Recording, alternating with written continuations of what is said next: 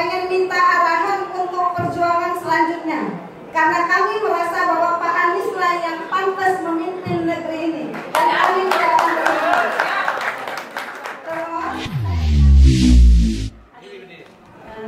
Saya anggap penting karena untuk Prof sempat menjelaskan kepada kami tim apa hasil gencos. Kalau misalnya gini, kita berjuang hari ini minta tanda tangan supaya kotak kosong menang dan ada kemungkinan tahun depan diulang kembali. Tapi kalau kita nggak menang, siapa pemenangnya nanti terserah persentase yang didapatkan oleh pilihan yang kita nggak pilih. Tapi kalau misalnya Prof, kotak kosong ternyata tidak menang, jadi kita mungkin gercos Pak Ustadz, atau kita golput, bagaimanakah hasilnya? Saya ingin kita siap mental. Kalau ternyata sudah kita gercos, kita ternyata menang nih, tapi gimana ternyata yang dimenangkan? Terima kasih. Terima kasih Bu Yulia. Ya, yang dua, ada yang bawa yang ini. Ya gantian. Assalamualaikum warahmatullahi wabarakatuh. Kami berjuang Pak Anies, berjuang untuk Anies. Kemudian Anies tidak jadi karena kita tahu sebabnya. Banyak masalah tidak tertangkap oleh politik atau parpol. Kemudian juga kami ingin tetap mengkritisi karena belum tentu nanti pemimpin itu sesuai dengan yang ada di pikiran kita. Saya ingin berharap sebetulnya kita teman-teman itu tetap punya wadah sebagai pengkritisi. Karena kalau kita bikin parpol, kalau ternyata cuma pakai buram, belum apa-apa sudah dikat, ditendang, itu sia-sia seperti kita orang tadi. Semua sudah tahu. Tapi kalau memang apa, ditunggu suatu partai politik, mungkin banyak fans yang mau masuk, tapi banyak yang tidak tertarik di politik. Kami datang sebagai pejuang, kami datang ingin pembaharuan yang tidak pernah dapat kesempatan. Beberapa pasal bisa diindikasikan bahwa kita bertiga-tiga, siapapun nanti akan membawa sana bahwa kita membawa masyarakat untuk pemimpinan masyarakat. Pertanyaannya Bu, pertanyaannya Bu. Pertanyaannya, apakah setelah ini kita lebih selesai masalah pilpres, selesai masalah kedaulatan, adakah wadahnya kita semua ini sebagai pejuang tetap mengkritisi kami? Terima kasih. Kita hormati dulu yang jawab ya dari Lampung.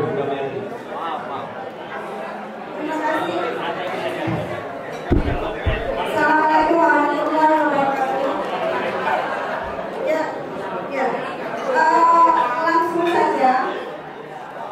Saya dari Lampung ini bersama teman-teman dari Jawa Timur. Kebetulan kemarin sore kami ketemu dengan Pak Anies. Karena kami ada dua agenda, ketemu dengan Pak Anies, kemudian agenda di Kemang tadi yang dibubarkan oleh para preman. Habis itu kesini diajak dengan Bang Refdi. Karena kemarin kami baru ketemu Pak Anies, maka kami ada di sini. Memang kami betul, kami dari luar Jakarta ini tidak punya hak pilih di pilihan gubernur nanti. Tapi karena kemarin kami ketemu Pak Anies, tadi ada yang bertanya, apakah Pak Anies nanti akan membuat partai politik atau buat ormas? Itu yang saya langsung tanyakan dengan beliau. Saya langsung menanyakan itu dengan beliau. Pak Anies, kami datang dari daerah, pengen minta arahan untuk perjuangan selanjutnya. Karena kami merasa bahwa Pak Anies lah yang pantas memimpin negeri ini. Dan kami tidak akan berhenti. Terus, saya minta arahan, apa yang harus kami lakukan? Karena di beberapa grup antar profesi sudah ada yang sudah membuat indikasi partai-partai politik perubahan di bawah kepemimpinan Pak Anies. Jawabnya, Pak Anies bilang begini, Bang Refdi, kita tidak akan membuat partai politik, tetapi kita akan buat ormas. Begitu. Seandainya ada pemikir-pemikir tokoh-tokoh kita hari ini, kami berharap secepatnya untuk bisa diskusi dengan Pak Anies terkait dengan ini. Itu yang kami dengar dari Pak Anies langsung. Kemudian yang kedua, saya tanyakan, Pak Anies kabarnya Pak Anies nanti mau masuk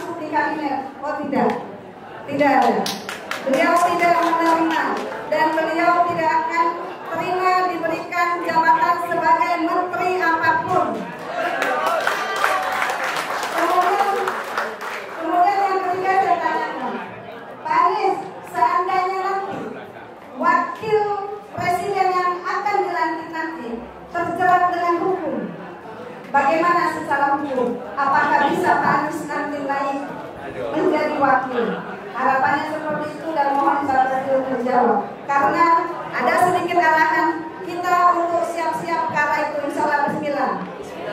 Bahwa takdirnya Allah Pak Anies pada tahun ini yang akan dilantik menjadi wakil presiden Republik Indonesia.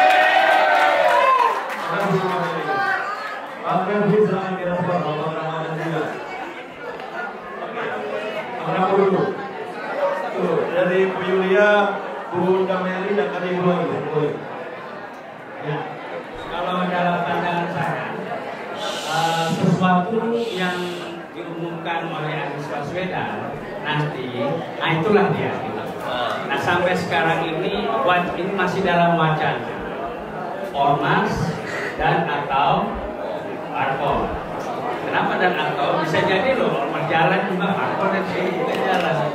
Nah makanya kita tunggu aja gitu.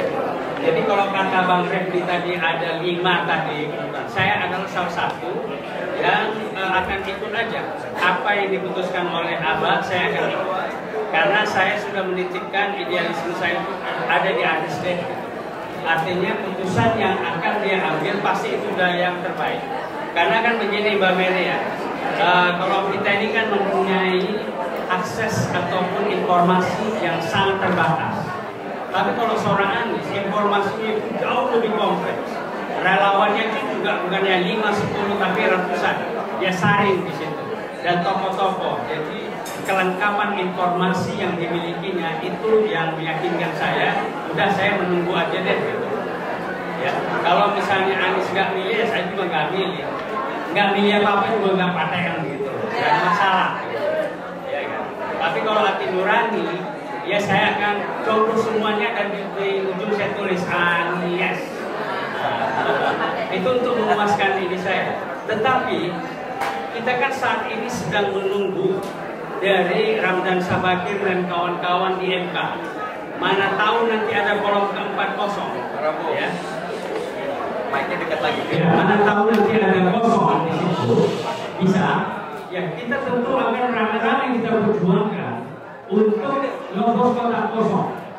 Bahkan bila perlu teman-teman yang sudah nyebrang dibuat kami nyebrang kepada Pramono, kita minta untuk memilih bersama Anies atau bersama mereka. Kan? Jadi harus balik. Ya. Karena kan saya katakan tadi bahwa kalau Anies bikin partai politik ataupun ormas pasti berbeda dengan yang apa yang sudah ada. Coba Ibu Mary bandingkan Anies Baswedan dengan seluruh ketua umum partai politik yang ada. Integritas Anies di atas rata-rata mereka. Sudah pasti itu. Jadi nggak akan mungkin dia akan menjadi korban diancam, dikasih sprinting atau apa, tidak percaya. Anies akan melewati itu dan dia sudah melewati taraf penekanan, ancaman apapun. Ancaman apa sih yang nggak dialami oleh Anies? Semuanya sudah. Nah, jadi itu ya soal partai politik dan juga soal coblos. Dan yang lain apa? Tadi mengenai wadah sama. Mengenai ormas parpol sama. Iya, ya, itu juga sama. Artinya tidak ada berubah. Kita tunggu. Pasti akan yang terbaik. Bahwa nanti itu ormas dan atau parpol kita tunggu saja. Sesuatu nanti yang diumumkan, nah itu loh yang terjadi karena di wacana itu kita tunggu. Ya, mereka. Makasih Pak Prabowo. Ustaz Rega, mohon maaf. Baik, dari Rafi bilang nunggu daripada besar kita. Insya Allah kita akan menunggu, tapi memang saat ini kita diingatkan bahwa saya akan berada seperti akan coba semua. Mudah-mudahan ini menjadi ikhtiar kita, perjuangan kita untuk melawan bentuk kezaliman atau kearogansi partai. Kalau tadi Bunda Mary sudah berdiskusi langsung, ya saya rasa itu langsung satu. Artinya sudah langsung dari mulut beliau, yang kita tinggal menunggu saja. Ya, menunggu saja. Memang kalau partai ini agak dilema, bisa nggak 2029 ini Pak Anies mencalonkan? Andaikan memang undang-undangnya nanti diubah, antara pilpres dengan pileg ini bisa, mungkin akan bisa. Tapi kalau pileg dan pilpres ini satu seperti kemarin, berarti ambang batasnya seperti yang saat ini. Yang partai kita, yang partai akan dibentuk oleh Anies ya, kalau punya suara kan begitu. Tapi kalau misalnya antara pileg dengan pilpres dipisah seperti sebelum kemarin, ya bisa saja pileg dulu partai Pak Anies bisa untuk maju, ya kelihatan itu ya dapat thresholdnya berapa kan itu. Ini memang menjadi satu perjuangan kita bersama. Tapi ingatlah, yang saya pesankan hanya satu, kita istiqomah dalam perjuangan. Karena perjuangan perubahan ini panjang, masih panjang ke depannya. Ya, bangsa negara ini sedang dalam keadaan tidak baik-baik saja. Ya, tadi Bang Refli dengan kawan-kawan luar biasa itu. Ya, di obrak abrik saya kaget ya pas saya datang, apa kata mereka? Ini yang di dalam adalah pengkhianat bangsa, gitu. Yang di dalam ini adalah pemecah belah persatuan dan kesatuan dalam arti kalau hukumnya. Iya, saya sempat marah tadi ya, melihat di videonya tadi saya sangat marah. Ya, tapi apa daya, karena sendiri jawara belum ada yang datang, ya, tapi dilindungi juga sama Wencok. Ya, tapi inilah satu pelajaran buat kita. Sekali lagi, perjuangan ini butuh pengorbanan. Perjuangan ini butuh segalanya. Dan yang pertama, perjuangan adalah butuh kekompakan dan persatuan. Saya mau tanya, siap kompak? Ya. Siap bersatu? Ya. Jadi jangan ada lagi peristiwa tadi tuh. Ya, kita lihat tokoh-tokoh yang benar-benar mereka memikirkan bangsa dan negara ini, ya isunya mereka pemecah belah. Kan lucu. Ini mudah-mudahan tidak terjadi lagi. Saya harap kita yang masih muda-muda ini mau bergerak. Ya, yang tua udah ketahuan lah. Ya, apalagi kalau emak-emak udah turun, udah kelar itu. Ya, jadi emak-emak tetaplah kompak, tetaplah bersatu. Kita semua dalam satu komando Anies Baswedan. Kedepannya seperti apa? Ikutin arahan. Siapa ikut arahan? Ya. Baik, ini saja tambahan. Sekali lagi, jaga kekompakan, jaga ukhuwah. Terima kasih. Baik, terakhir kita dengar respon dari Bang Refli. Bapak Ibu maaf, kita punya tetangga ada komplain 4:30 baru kelar. Kita masih ada satu pers conference. Jadi Bang Refli silakan. Iya, saya jawab dan bisa saya jawab. Soal wakil presiden itu begini. Itu dengan saya jawab dari sisi idealisme dulu. Kira-kira apakah ibu berpikir bahwa Prabowo dan Anies itu air yang bisa disambungkan? Kalau saya mengatakan air yang sumbernya dari kecurangan pemilu, masa kita hidup? Makanya saya orang mengatakan satu-satunya barangkali sampai saat ini saya tidak akan ikut apapun yang ditawarkan oleh Prabowo dan Gibran. Prabowo dan Gibran. Jadi tidak akan. Insya Allah istiqomah. Kenapa? Karena saya punya pikiran apa menurutnya, ya, apa menurutnya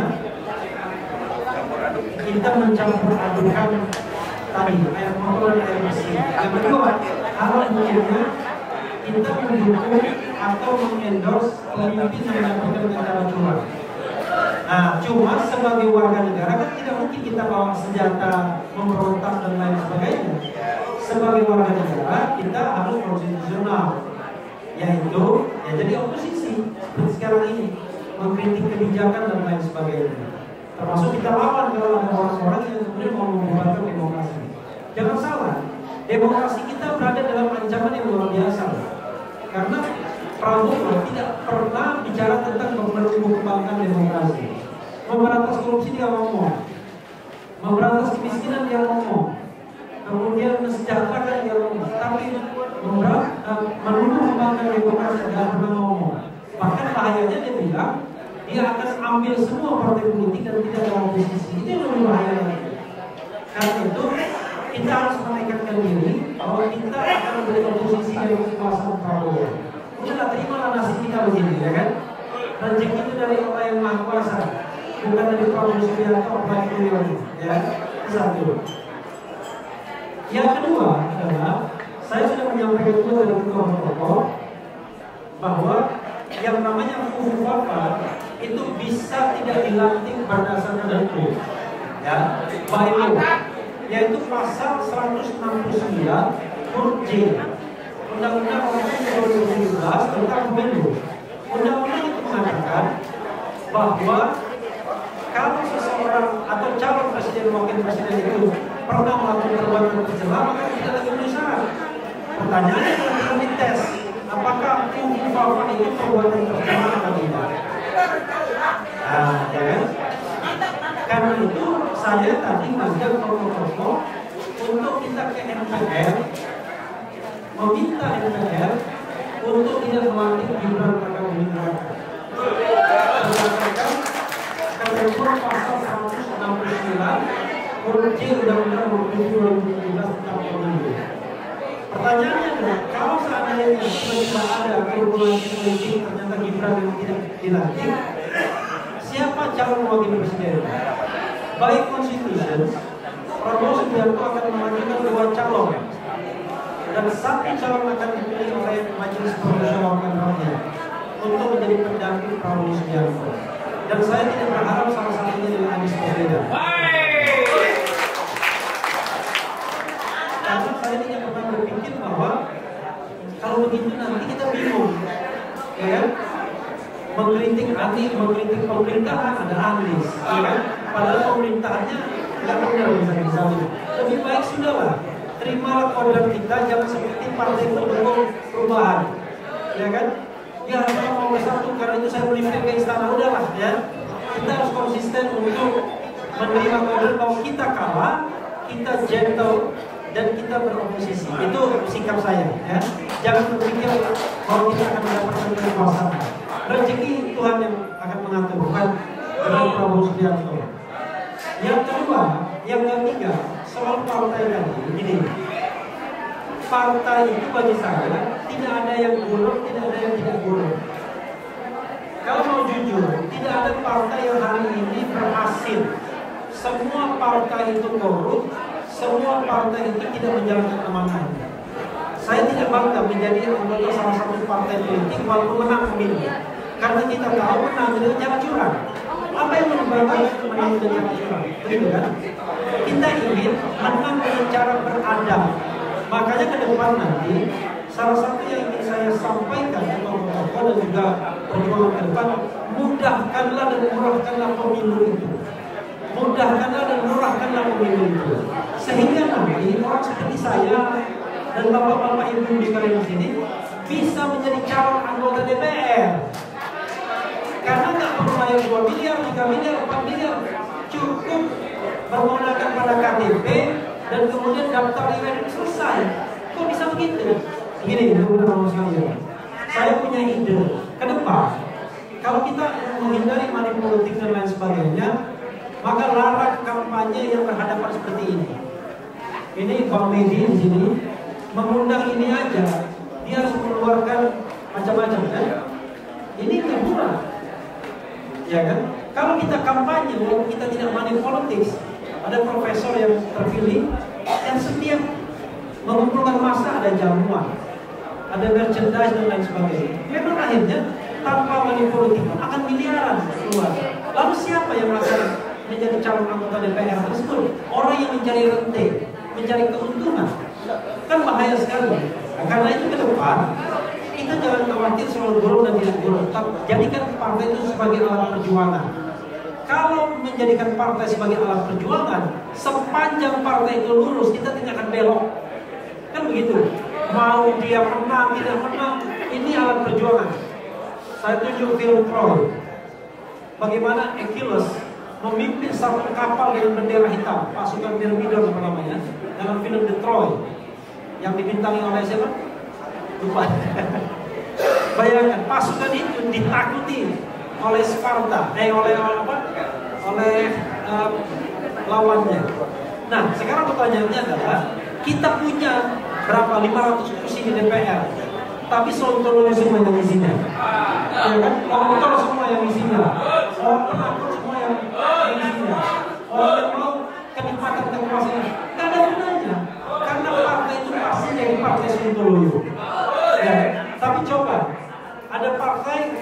50 orang, 100 orang, tapi jagoan semua. Berani berargumen, berani berdebat, berani untuk menyatakan yang benar, yang hak, dan berani mengatakan yang batil. Itu jauh lebih berharga. Karena itu gunakanlah partai itu. Kan partai itu cuma instrumen saja sesungguhnya. Mau amar ma'ruf nahi munkar banyak sebenarnya lahannya. Cuma ini adalah lahan yang disediakan oleh konstitusi kita untuk berjuang. Tapi apakah Reflihan tidak menginginkan partai perubahan yang besar? Ingin, tapi dengan cara yang benar, dengan cara yang lurus, dengan cara yang tidak menolong, tidak manipulatif. Orang-orangnya keren semua, ya kan? Kita ya semangat pro dan sini diajak bergabung dengan rakus dengan uang kecil. Ayo. Ada relawan yang memamerkan uangnya lagi. Namun 9 misalnya, ya kan? Dapat berapa puluh juta atau ratus juta itu dipamerkan. Nah, kita tidak ingin seperti itu. Kita ingin orang-orang yang bermartabat semua. Nah, tetapi partai juga bisa harus saling caring each other. Jangan sampai ada teman separtai mati kelaparan. Kita tidak hidup dari partai, kita menghidupi partai, tapi jangan sampai ada teman separtai yang mati kelaparan. Jadi begitu ya prinsipnya.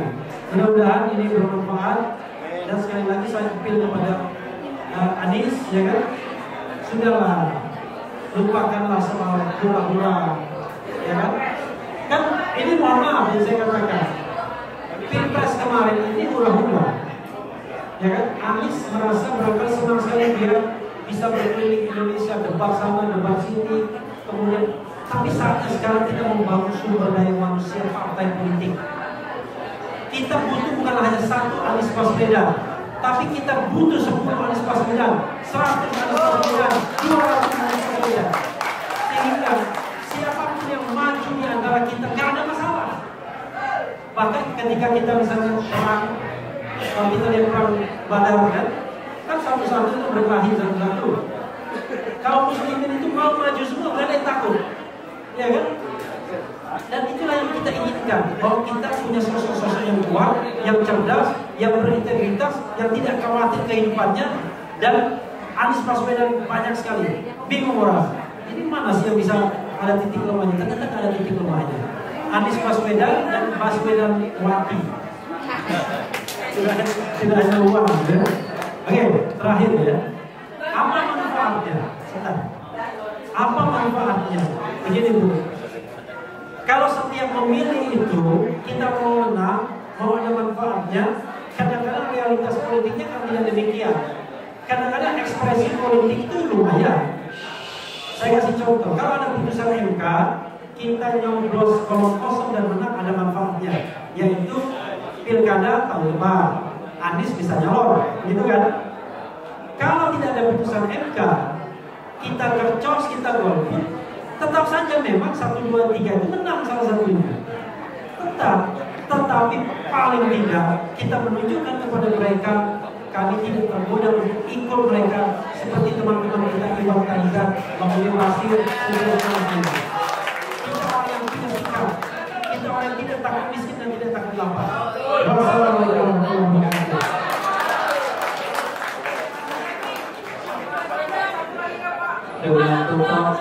Dengan tetap menghormati Bapak Ibu semua di sini.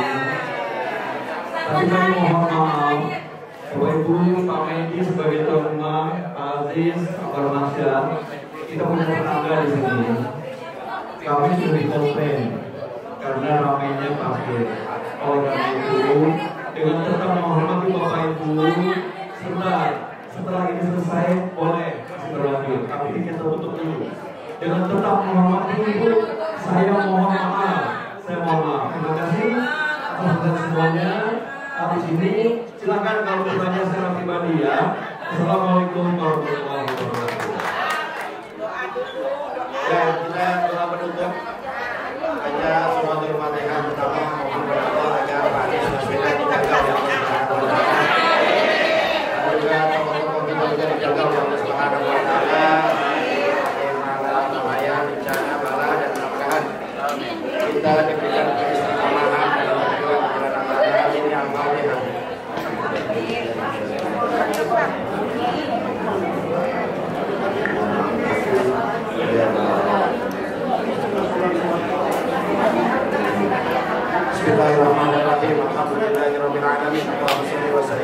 Muhammad wa ala ali sayyidina Muhammad.